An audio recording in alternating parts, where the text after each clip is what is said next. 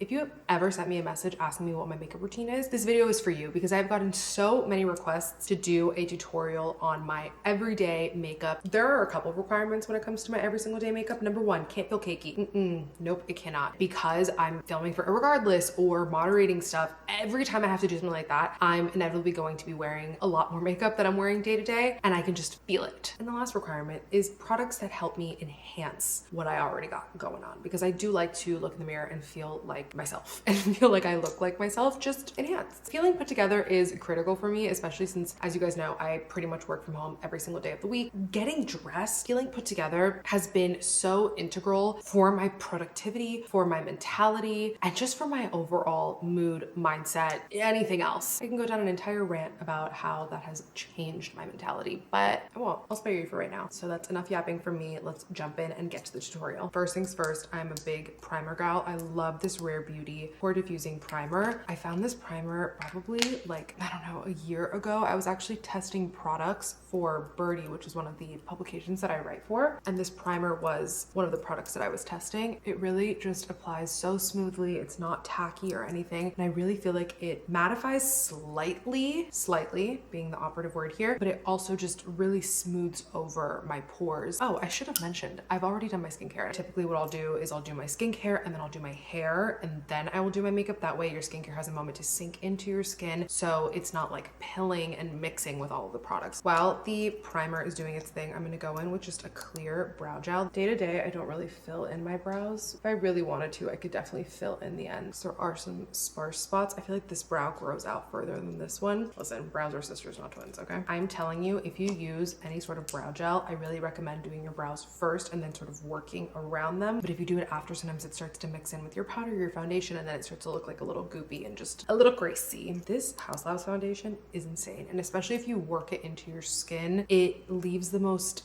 dewy skin-like finish that is just more evening. Is that a word? Is that a way to say that? It just evens your skin tone. You'll see. So for foundation, I do love to use a very dense brush. So I do about a pump and I don't work it all in at the same time. So basically I'm also pale as fuck, you guys. So this is a trust the process situation. I'll take a little bit and then I will work that into the brush. I think it's called priming the brush, get it in there. And I'm telling you, this does something. I know it kind of looks like I didn't put anything on my face just there, and it's probably because I honestly didn't. We're gonna go in with a little bit more product. So that's one half of my face done, and you can barely tell. I mean, I can't tell that I'm wearing any foundation. It's just sort of evened out my skin tone. So now I'm just gonna go in on the other side of my face, and I do have some scarring from picking up my skin recently. Make sure that you're always bringing everything down. I feel like the next step in my makeup journey is buying one of those metal palette, like mixing palettes, because every time I get my glam done, they always have one of those palettes and I love it. Makes me really feel like I'm just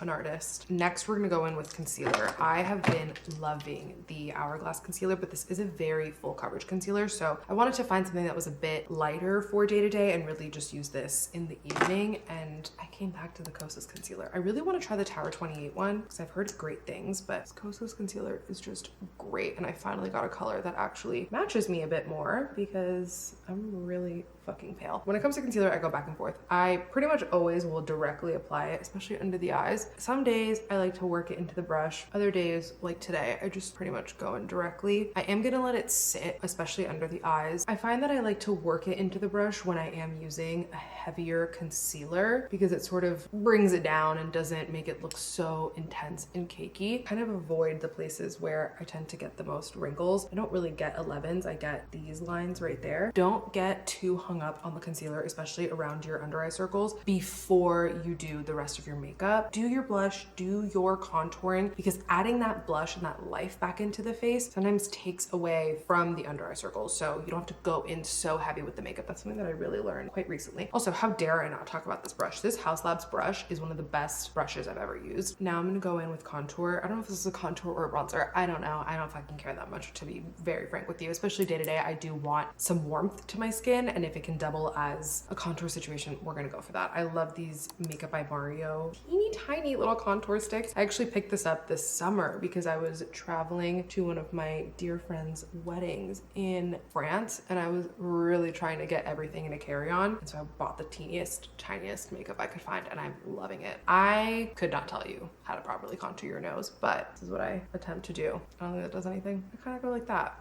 and we'll see what happens. I'll add like a little bit, flick it up to, I don't know, do something. Add some dimension and shape to the eyes. I'm gonna go in with this Hourglass brush. Also, another amazing brush. You're gonna see there's a theme here with the brushes, and it is dense brushes. This product in particular is really blendable and quite creamy, so that's why I applied it so much higher than where my cheekbone actually is, because the product will naturally blend down even though you're blending up. And so I want to just give myself as much wiggle room when blending out the product so that it's not dragging down my face a ton. For the nose, I'll try and connect it with this part of my brow. So I'll kind of do like that. In theory, I could use a much smaller brush for the nose. It's officially time for my personal favorite part of my makeup routine, which is my blushes. I am a big Rhode Pocket Blush girl. I think I'm gonna do a mix of both, just in honor of you guys. So we're gonna start with Toasted Teddy, which is the deeper color. And I think it's such a beautiful color, and I pretty much go with that. And I really work this into the hairline, the sideburn situation. And then I bring any excess under my eye directly, and then I'll sweep it as well on my eyelid, because day to day I'm not wearing any sort of eyeshadow really. So I'll use my blush to tie in the entire face. And like I mentioned earlier about not using too much concealer, you can see now with the blush, I feel like that just revived my face. I'm gonna go in with Freckle over top. I am not shy, nor am I light-handed with the blush. After I finish with all of my cream products, I like to go in with the Anastasia Beverly Hills Impeccable Setting Spray.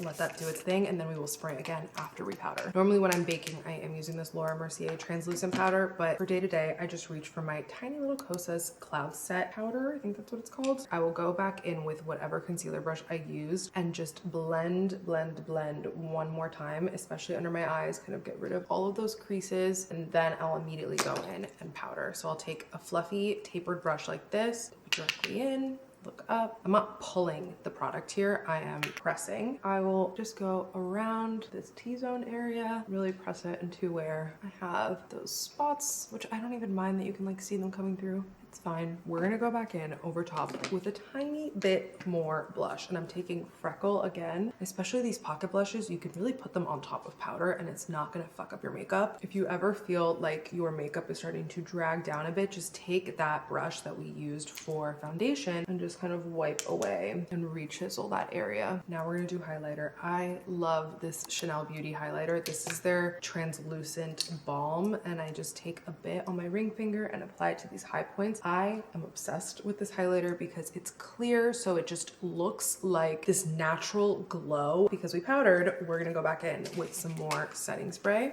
So while I wait for that setting spray to do its thing, I'm actually gonna do lips because I want my lashes to dry before I curl them and put mascara on. This little bag comes with me everywhere. I take it basically from purse to purse, which is why it all exists in this bag. And it has pretty much only lip products in here, and it's amazing. Lately, I have been loving this Swede lip liner, but I feel like it's a bit too nude for what I want happening right now. So I'm just gonna take my Makeup Forever. Clearly, I fucking hate this product. The Artist Pencil, I think that's what it's called. This is in the color Wherever Walnut. I will go back and forth between Wherever Walnut, and then in the evening, I'll use more of the Anywhere Caffeine liner, and that's a bit more brown. And in here, I keep a little pocket mirror, which is nice for on the go. I overline really just kind of like here in the center, the bottom lip, and then I'll bring it up to my regular lip line. And then same thing in the top. I kind of like to fill in this area right here where my Cupid's bow is, and then I will go along my regular lip line. I'll usually just take a finger and